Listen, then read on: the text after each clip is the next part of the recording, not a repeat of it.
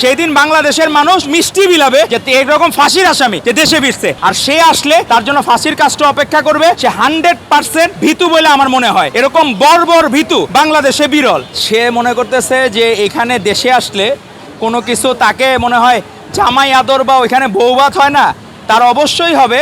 তবে তার এবার হবে যে গলায় ফাঁসি ভাত হবে এবার, যে তার ফাঁসির কাস্টে তাকে ঝোলার জন্য। আর আমার যতটুকু ধারণা সে এত তার জিনগতভাবে তো শেখ মুজিবের জিন যেহেতু শেখ হাসিনা পেয়েছে, সে 100% ভীতু বলে আমার মনে হয়। এরকম বর্বর ভীতু বাংলাদেশে বিরল। আর সে আসলে তার জন্য ফাঁসির কাজটা অপেক্ষা করবে।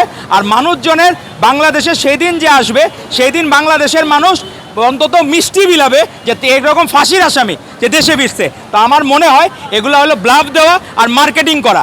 আমরা দেখলাম এক মায়ের কান্না, সে বলতেছে যে একটা বাজে ওয়ার্ড ইউজ করে যে মারিস না রে ভাই, তো সেখানেও কোনো মানবিক হয় নাই।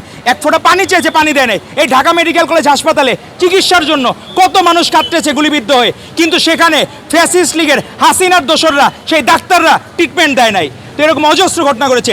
সেই ডাক্তারদেরও যেমন ফাঁসি হওয়া দরকার, ঠিক তেমনি তাদের এই ফ্যাসিস্টের রানী সেই শেখ হাসিনার অবশ্যই ফাঁসি নিশ্চিত করতে হবে। আর তার জন্য ওই ফুলের মালা তো থাকবে না, ফাঁসির দড়ি থাকবে তার জন্য। আর সেই দিন মানুষের মিষ্টি বিলাবে যে একটা ফাঁসির আসামি এই দেশে ফিরছে, এবং তার ফাঁসির রায়ের মধ্য দিয়ে বাংলাদেশের মানুষের ঈদের দিন উদযাপিত হবে।